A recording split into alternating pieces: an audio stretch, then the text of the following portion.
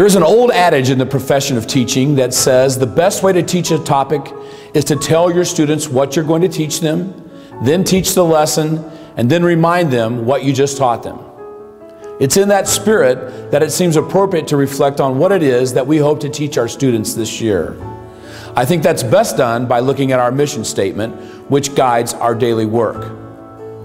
The first part of our mission statement reads, "Our pledge is to provide in concert with parents, parish, and community an educational opportunity which seeks to form Christian leaders in body, mind, and spirit."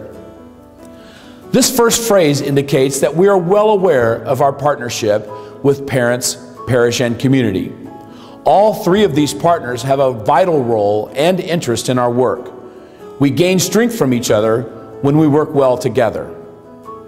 The second phrase that is especially significant is that we provide an educational opportunity. Note that we're not promising to provide an education. We simply pledge to provide our students with the opportunity. It's up to our students to do the hard work that allows them to take advantage of the opportunity. Finally, the third phrase that we believe is important to our work is that we seek to form Christian leaders in body, mind, and spirit. In Catholic schools, it is the spirit that receives our most focused efforts. It is our attention to who people truly are as children of God that allows our students to excel in so many other areas. The final sentence of our mission statement declares, "Our end is to make God's love complete among us." Admittedly, that sounds like a pretty big challenge.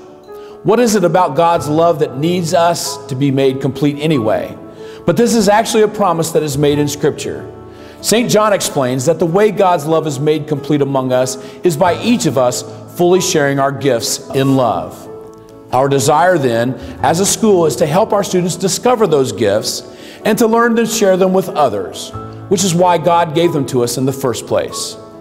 I encourage you to take a look at our mission statement. In a way, it is telling you and our students what we're going to teach them, which is, as I mentioned earlier, the first step in good teaching. I hope you will pray for us as we start our school year. I ask that you pray that our students take full advantage of this opportunity that so many people have sacrificed to provide for them. For this work, we ask then that you join us as we pray together. Come, Holy Spirit. May God bless the Roncalli family. Amen.